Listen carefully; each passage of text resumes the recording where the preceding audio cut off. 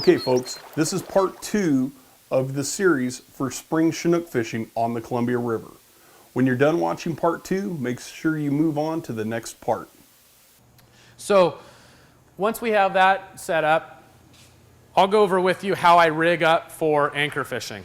And that is, I start with a golf tee, or a tee bead they call it. And the sole purpose of this is to keep grass and debris off my swivels, okay? It's not 100% a necessity, but I do have them on all my rods. From there, I run a couple beads, and I've just got a barrel swivel. So my lead is going to be on a sliding system, okay? There's 2 reasons I run my lead on a slide. Can somebody tell me one of the 2 reasons? Feel a bite. Nah, not necessarily feel a bite. There's 2 main ones. Netting. Netting a fish, exactly. So on this short end here, I attach my lead to it. This is my dropper line, okay? When I'm fighting a fish, this dropper line's swinging all over the place. It happens a lot where when I go to dip a fish, I get this lead caught in the net. If this is not on a slide and that fish takes off, bye-bye fish, okay? This allows it to slide up and down and I don't lose my fish. There's one other reason. Fish can take the bait a little bit better, yep. So when the fish is grabbing, hogging on this thing, it doesn't feel resistance of lead right away, okay? There's a little bit of give there, so it's not feeling lead. It's feeling the buoyancy in the rod and so forth. It's not feeling resistance from lead right off the get-go. So this is my dropper line. I like to attach mine with the little snap swivel, so at the end of the day, I can take this off and I'm done. I don't have more stuff dangling all over the place, okay? So that's my dropper. When I'm anchor fishing, I run 4 feet of dropper and 6 feet a leader, okay? Another reason why I use longer rods. If I'm using short rods with 6 foot a leader, guys are standing on their tippy toes trying to net a fish. With the long rod, you can get it up a little bit higher. It's a lot easier to dip them, okay? So 4 foot of dropper, and I'm using a little bit lighter mono on my dropper because if this hangs up on the bottom, I want this to break before I lose my plug, okay? So I would run 10 to 12 pound dropper line. When I go to my main line, I just got a chain swivel. A standard barrel swivel will work just fine, but I run chain swivels. When I'm running quick fish, in my opinion, you cannot go too heavy on your leader. These fish are not line shy when they got a big banana plug shaking in front of their face. They're not biting this because they're hungry. They're biting it because it's sitting in their way and they're pissed off at it, okay? So I run 40 to 60 pound leader, okay? We talked earlier that there's a lot of wild fish there. I don't want to net a wild fish if I don't have to. If I can see right off the get-go that it's got an extra fin on it, then I can bring that fish in close to the boat. If I got 50 or 60 pound leader, I can wrap it around my hands a couple times, take my pliers and pop it undone.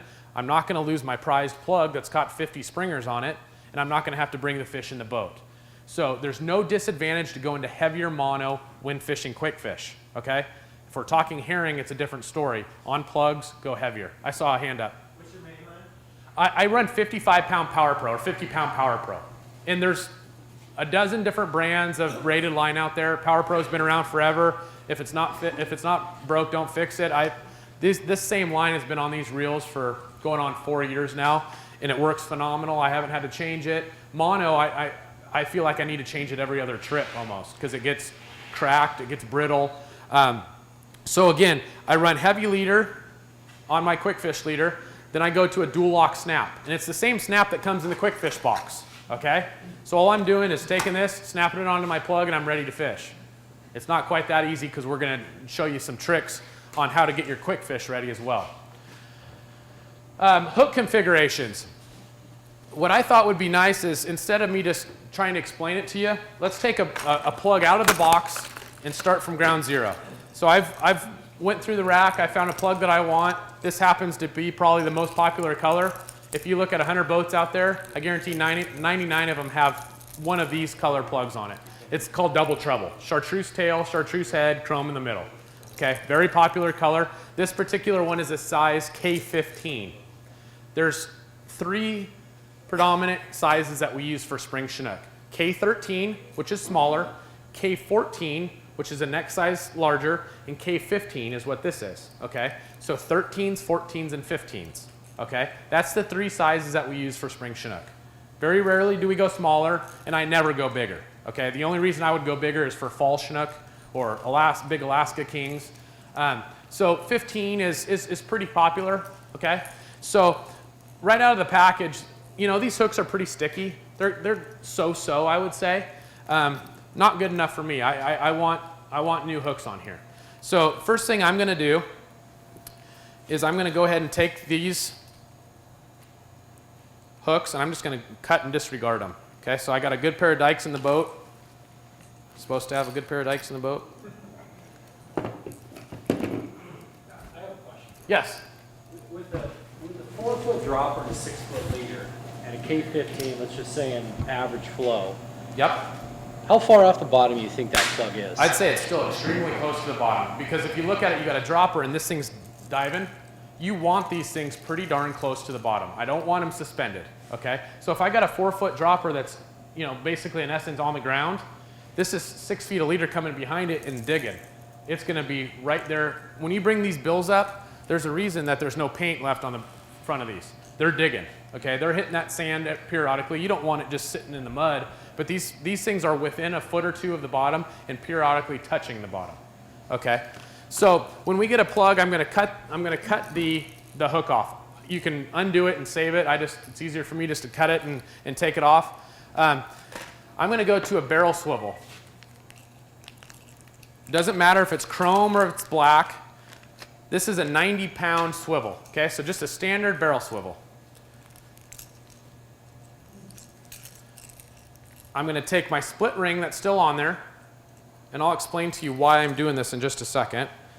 So I'm gonna take my split ring. I'm gonna put the barrel swivel on there. Turn it all the way around. So now I've got split ring attached to a barrel swivel. This does two things. It allows the hooks to drop back slightly further, okay, so it's not tucked up as tight. And it also, if a fish grabs this one, this is a stock hook still. If it grabs this one and makes 2 turns, it's locked up, okay? There's no giving that. So you're pulling on it, okay, this way. It's spinning on it this way. It creates leverage, okay? And that fish is down there cartwheeling and twisting. 2 turns, it's completely locked up. It's a good way to lose a fish, okay? It'll rip it right out of its teeth or out of its gums. So I've got a barrel swivel on there that now swivels freely 360 degrees. That fish cannot get leverage on this hook now. No matter how it spins or how it moves, that thing's gonna rotate with it. So here's, if you got a notepad, here's where I would take notes. On a size, yes, question. I'm gonna do one hook here, but you would duplicate it on the second hook. Absolutely, you do the exact same thing on the next hook. K15, this is the one we're doing. 1/0 hook. K14, which is the next size smaller, number 1, because that's the next size smaller. K13, which is 2 sizes smaller than that, 1 hook size down, that's a number 2. Okay? So I always use K15 as a judge. It's a 1/0. If I go up a plug size, I go up a hook size. If I go down a plug size, I go down a hook size. K15's 1/0, and adjust it from there depending on the size of the plug. I'm going with the treble hook. Columbia River, you're allowed to use treble hooks, okay? Certain rivers like the Satsup and some others, you can't, okay? But on the Columbia, if I can get away with it, I'm gonna have treble hooks on there. If it's allowed, I'm using them, okay? There's a reason that they're not allowed in certain places, okay? So, unfortunately, this has a closed eye. There's no way I can connect this to that barrel swivel, okay? I can't do it. I take my dikes again on the bend of the hook. So you got the main bend of the hook, or the straight part of the hook. I'm going to take a pair of dikes, and this might be easier for you guys to see after the fact. I'm going to make a cut in it, okay? I'm not going to cut a big chunk out of it. I'm making one slight cut in there, okay? I'm going to take a standard pair of pliers.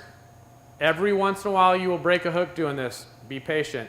Don't open it any farther than you have to. I'm just going to bend it sideways slightly. I didn't do it quite far enough. But if you do it too far, it will break just because of the tweak of it. Okay?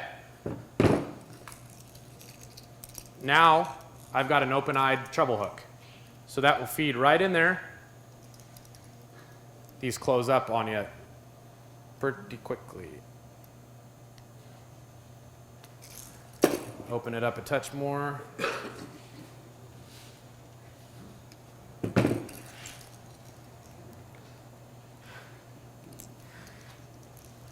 then it slides in. I take my pliers and I close it.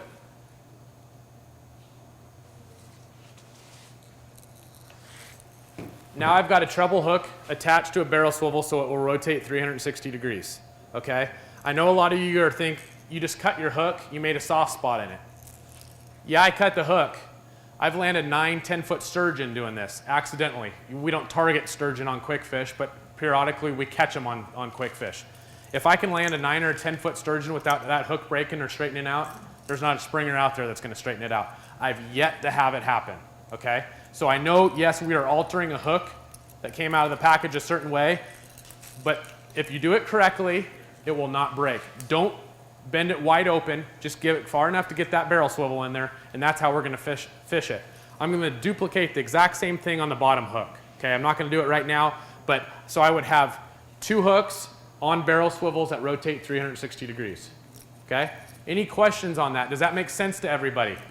I'm gonna pass this plug around so you can see exactly how I did it. Question?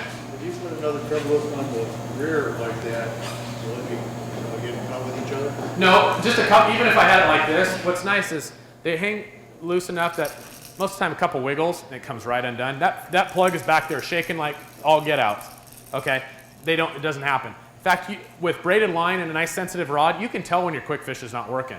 When this plug is working, my tip is just nice, steady, smooth. Every once in a while it'll dig a little bit more and every once in a while it'll get a little slack, but that plug's just down there digging and coming up, digging, coming up. So no, if they get hung up, 9 times out of 10, you just a few shakes of that plug working and it's right back undone again. Okay, good question though, yes?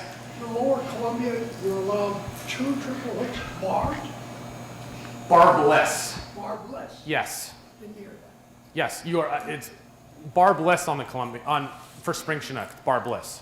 And we were talking earlier. No, correction. I believe it's barb. I'd have to double check the regulations for this year. I believe it's barb, but I'll have to double check that. I'll have the answer to you the next session. I asked you about bobber and plunking, and you said 3 points. 3 Or points. 6 points. I don't. Hook points. So I don't know if you can run a total of 3 treble hooks. I've never had a use of doing it. But when you're fishing herring, you can have a total of 3 points. It's written in the regulations that way. I don't want to get into a bunch of reg talks because you know as well as I do, oftentimes you have to have an attorney with you to understand them fully. Was there another question on this? Yes. Yeah, could you use a split ring instead of splitting it? You could double split ring it, yes, but after a period, that would give you about 4 turns and it's still gonna lock up, okay? Because split rings don't obviously rotate. You can double split ring them. I like barrel swivels, I do. It's a little bit more effort to do it, and mark my word, when it's done correctly, and I'll pass this around so you can see it, it's not gonna come undone. It will not, okay? I've had these things hung up on the bottom that I gotta almost use a cleat of my boat to get it off because I'm using 40 or 50 pound mono and I can't break it with my hands, and that eye will not open. Your 40 to 50 pound leader will break before that eye will open. So, any other questions on that? Okay. Next is what we call wrapping our plugs. There's no reason that you can't cast this out or let this out, and we'd call it fishing it naked with no wrap on there. But I'm here to tell you, if you caught 1 on this all day, I would say that you catch 5 or 6 if it's wrapped correctly and you got good scent on there, okay? So we use sardines, okay? You can buy sardines here at Three Rivers Marine. They sell them in a 3-pack. They're frozen. I've let these thaw out slightly so they're easier to cut. That's about the size we're looking for. They're 8 to 10 inches long. The reason we use sardines is they're extremely oily. They're a mackerel family fish. They're extremely oily and stinky. They hold scent really well. We want a good scent trail behind our plug. Okay guys, that's the end of part 2. Go to part 3 so that you can get all of the information necessary to be successful fishing springers on the Columbia River. Three Rivers Marine is Western Washington's destination for anglers. Three Rivers Marine is run by fishermen for fishermen.